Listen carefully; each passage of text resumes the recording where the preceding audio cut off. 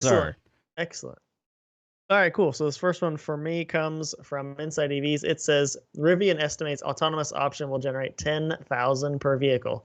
So yeah, okay, there's a little bit things to unpack here. So the basic idea here is they did release their IPO. There's a few facets to that, and I'll talk about that too. But the idea here is that within the IPO they released, it also mentioned that they're thinking they're going to charge a flat $10,000 fee for all of their autonomous tech to be fully Mm, activated.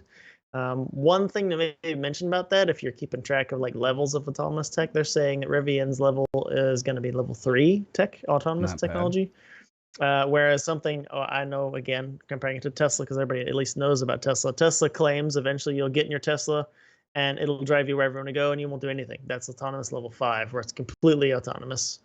On that same note, it is worthwhile to say maybe Tesla's quote, working on autonomous level 5 is 10,000 for their autonomous stuff, and that happens to be the same price for Hmm. Rivian. So you're getting, again, if we were to say apples to apples, we're getting a level 3 versus level 5 for the same Right. price, which you'd want the level 5. But again, there's other things to unpack there. Tesla's really heavy into visual autonomy, using cameras to determine what the car should do.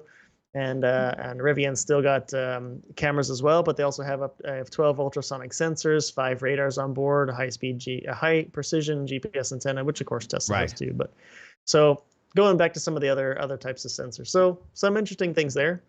And the other thing too that initially out of here that's a bit interesting is to say that they're saying the other stuff that their car is going to be connected with, like entertainment and infotainment, watching videos and all that, is going to be a subscription or membership based service for 550 a Hmm. year. And so they're saying that basically over like a 10 years, that's still going to generate, another $5,500. So, That's interesting. um, I don't know, man. What do you think if you had, for you, like if you, first off, two things, right? Autonomy, what would you pay and what level and blah, blah, blah. And then like, what else? Like if you want internet radio and updated GPS maps and live traffic on your car and all that, are we going to pay $500 a year Well, or look, more? subscription-based Like, what software do is you, becoming all the rage, right?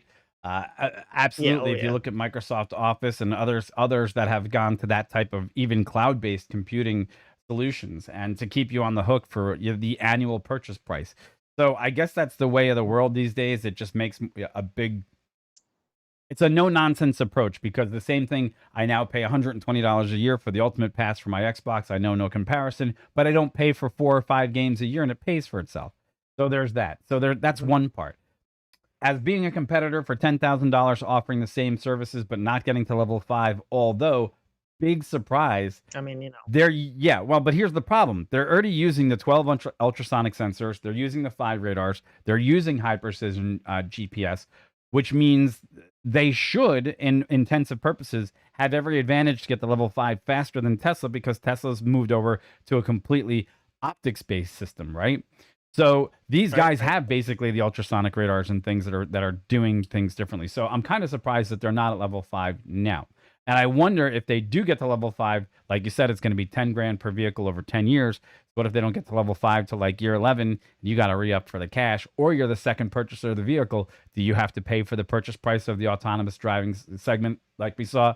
That's an Yeah, interesting, yeah, that's an interesting part you brought up. I know we talked about that before with Tesla, and that was something I hadn't thought of again for this one too. Was yeah, some of that stuff that you maybe have purchased for, like you said, like mhm. Rivian. Is that going to be a thing where like you buy your Rivian, you buy the whatever subscription or membership from, from the original buyer? Does that carry over to you? Do you got to rebuy it? Like, how Don't does that know. work?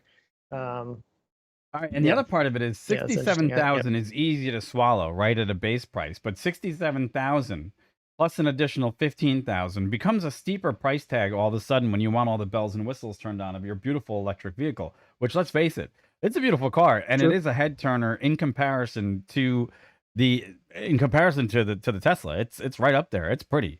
So, Yeah, people that are more attracted to like conventional design vehicle, the Rivian truck is right yeah. up their alley. I think. And, if you're looking for a truck but you want You an electric truck, boom, like you got Rivian it. is what comes to mind. The Yeah, you shape got it. anyway. You got it. Absolutely. Now, what about their IPO?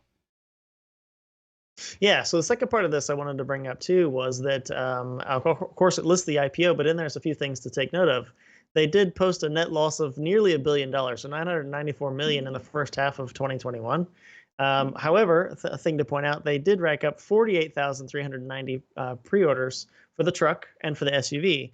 And just the truck is, depending what packages and everything, you're looking at, upper 60s.